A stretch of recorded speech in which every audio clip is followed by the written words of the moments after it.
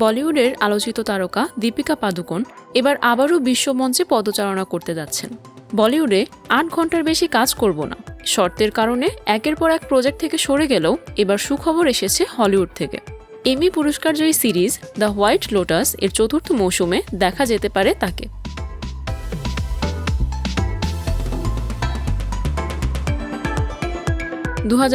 সালে দীপিকা পাদুকোন হলিউডে পা রাখেন XXX return of gender case ছবির মাধ্যমে। মুখ্য চরিত্রে তার অভিনয় আন্তর্জাতিক দর্শকের নজর কাড়ে।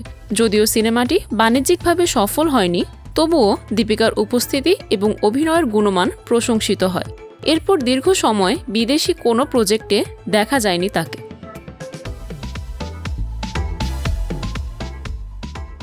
দ্য হোয়াইট লোটাস ধারাবাহিক 2021 সালে সম্প্রচার শুরু করে এবং সমালোচক ও দর্শকের প্রশংসা কুড়ায়। 2022 সালে দ্বিতীয় পর্ব এবং 2024 সালে তৃতীয় পর্ব মুক্তি পায়। ৪র্থ পর্বে দীপিকার গুরুত্বপূর্ণ চরিত্রে যুক্ত হওয়ার সম্ভাবনা উঠেছে। রহস্য ও জটিল মানব সম্পর্কের গল্পের কারণে এটি ইতোমধ্যেই আন্তর্জাতিক পুরস্কারের অধিকারী। তৃতীয় মৌসুমের সময়ও দীপিকার নাম উঠেছিল আলোচনায়, কিন্তু 2024 সালে অন্তঃসত্ত্বা থাকার কারণে দীর্ঘদিনের বিদেশি শুটিংয়ে অংশ নেওয়া সম্ভব হয়নি। এখন পরিস্থিতি পরিবর্তিত হয়েছে।